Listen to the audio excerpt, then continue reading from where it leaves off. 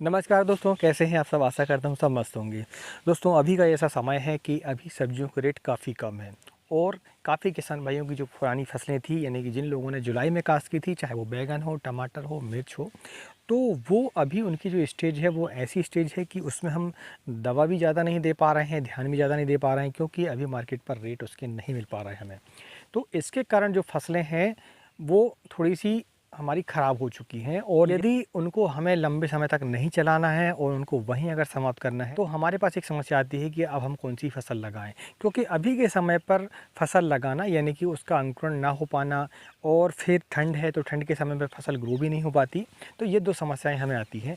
और दूसरा ये कि जिन किसान भाइयों की जो ज़मीन है वो अभी खाली पड़ी हुई है, तो वो कौन सी फसल लें ताकि उन्हें ज़्यादा से ज़्यादा मुनाफा मिल सके। तो दोस्तों, आज इस वीडियो में हम 3 फसलों के बारे में जानेंगे, जो कि एक तो मैं आपको बता दूं कि उनकी नर्सरी आप अभी तैयार कर लेते हैं और उसकी रोपाई जो जनवरी के महीने में कर लेते हैं, तो आपको उसके रेट मिलना निश्चित है। ठीक है, आपको 40 से लेके 50 रुपये तक रेट मिलेंगे। और कुछ फसलें ऐसी हैं जिनका उत्पादन तो बहुत बढ़िया होता है, उनके रेट अगर थोड़े कम भी मिल जाते हैं तो भी फिर आपको मुनाफा मिल जाता है। तो ऐसी फसलों के बारे में हम 3 फसलें हैं जो कि बेला वर्गीय फसलें हैं, उनके बारे में जानने की कोशिश करेंगे कि क्या हम उनको लगा के मुनाफा कमा सकते हैं। ठीक है, चलिए दोस्तों, वीडियो की शुरुआत करते हैं। मैं हूँ राकेश साहू, आप देख रहे हैं एग्रो जीवन बातें किसान की।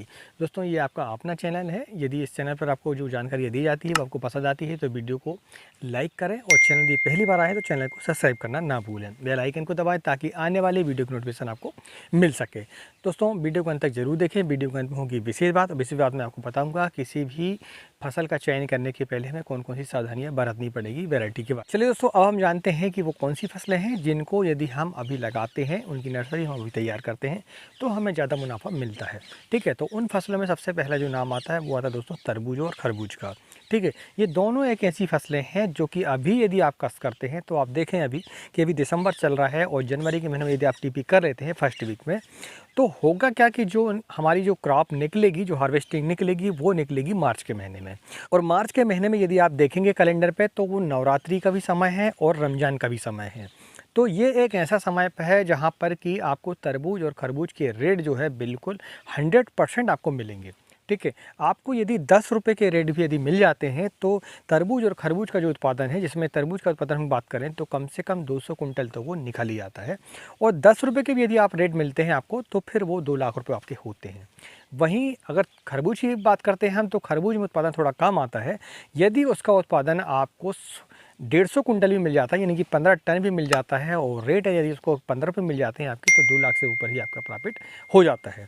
और दोनों फसलें एक ऐसी फसलें हैं जिन पर लागत आपको कम आती है। लागत इसलिए कम आती है क्योंकि यहाँ पर लेबर का खर्च आपका ना के बराबर होता है।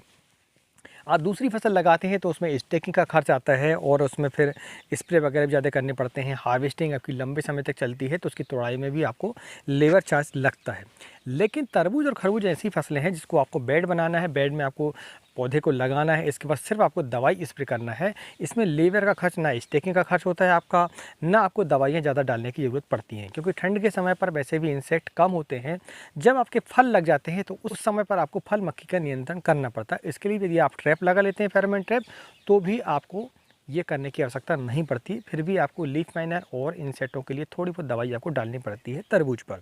खरबूजे पर थोड़ा सा आपको ध्यान देना पड़ता है, क्योंकि इसमें पाउडरी, डाउनी, लीफ माइनर और फल मक्खी की ज़्यादा समस्या आती है। जितनी स्वीटनेस रहती है उतनी ही ज़्यादा फल मक्खी की समस्या आती है। तो ट्रैप वगैरह का इस्तेमाल करके आप इनको नियंत्रित कर सकते हैं।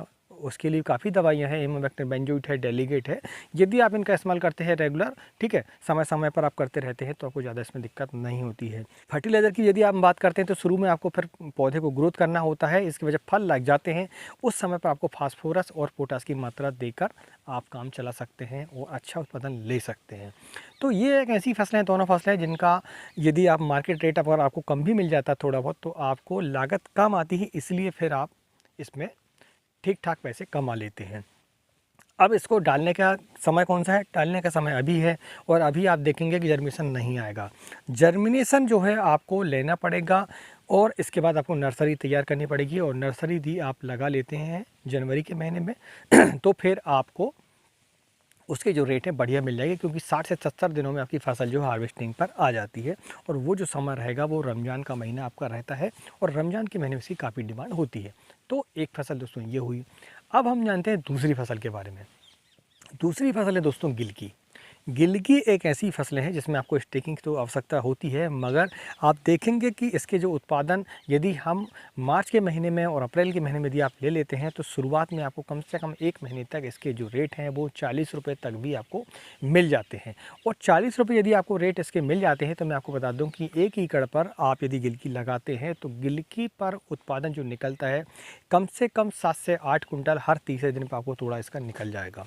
और यदि आपको 20,000 रुपये एक तोड़े के मिलते हैं और 1 महीने तक यदि आपका चल जाता है, यानी कि 10 तोड़े आपके 1 महीने में हो जाते हैं, तो फिर आप देखेंगे कि 2.5 से 3 लाख रुपये आप आराम से इसमें कमा सकते हैं। तो गिलकी को भी आपको ध्यान रखना पड़ता है थोड़ा-सा, लीफ माइनर के लिए, इंसेक्ट के लिए, डाउनी के लिए। और पाउडरी भी ठंड के समय पर आती है, तो आपको थोड़ा-सा इसमें ध्यान देने की आवश्यकता पड़ती है। रेगुलर आपको फंगिसाइड जो है समय-समय पर डालने होंगे, इंसेक्टिसाइड भी आपको डालने पड़ते हैं। और ये एक ऐसी फसल है कि आपको 2 दिन में इसके तोड़े मिल जाते हैं, बहुत ही जल्दी इसके फल जो है ग्रोथ लेते हैं। और एक बार आपकी चालू हो जाती है तोड़ाई तो 1 महीने तक रेगुलर इसकी तोड़ाई कम से कम अच्छे से चलती है। इसके बाद थोड़ा-सा डाउन हो जाता है तो फिर आपको ऐसा ज़्यादा सोचने की ज़रूरत नहीं पड़ती, क्योंकि आपको उत्पादन जो है बढ़िया निकल जाता है उस समय तक।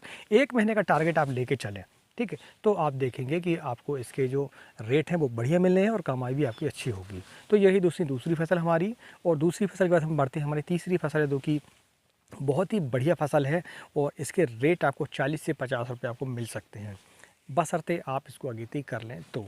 और वो जो फसल है दोस्तों करेला। करेले में 2 वैरायटी आती है, एक छोटी करेली आती है और एक अपना आता है बड़ा करेला, ठीक है? तो छोटी करेले की जो रेट है हमेशा उसके ज़्यादा होते हैं। यदि आपका करेला 20 रुपये किलो बिकेगा तो करेली आपकी 30 रुपये किलो बिकेगी। 10 रुपये का डिफरेंस आपका बढ़ जाता है, लेकिन इसमें तोड़ाई का खर्चा थोड़ा बढ़ जाता है और इसमें उत्पादन भी थोड़ा करेले की अपेक्षा थोड़ा कम आता है, मगर आपको रेट इसके मिल जाते हैं और इसकी जो डिमांड है वो छोटी करेले की ज़्यादा होती है। इसमें कुछ वैरायटियाँ हैं, जैसे कि नैनम्स की 13-15 है जो कि छोटी करेली में बहुत ही बढ़िया वैरायटी है। इसी का करेला भी आता है आमनश्री, वो भी बहुत ही बढ़िया वैरायटी है।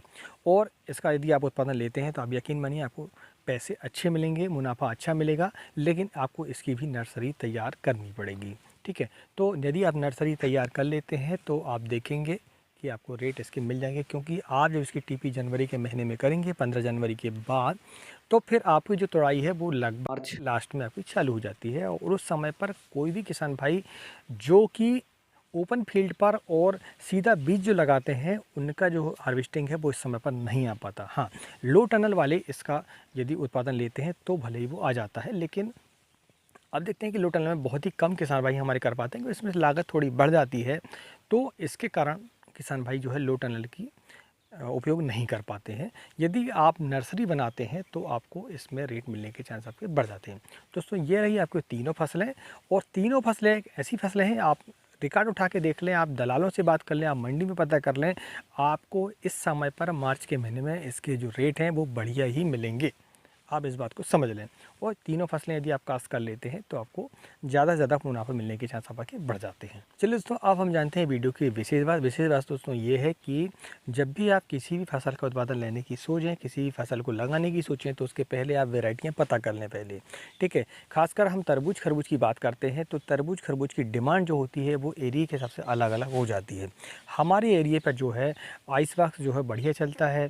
आपका जैसे सागर किंग वैरायटी आती है सागर सीड की, वो बहुत बढ़िया चलती है।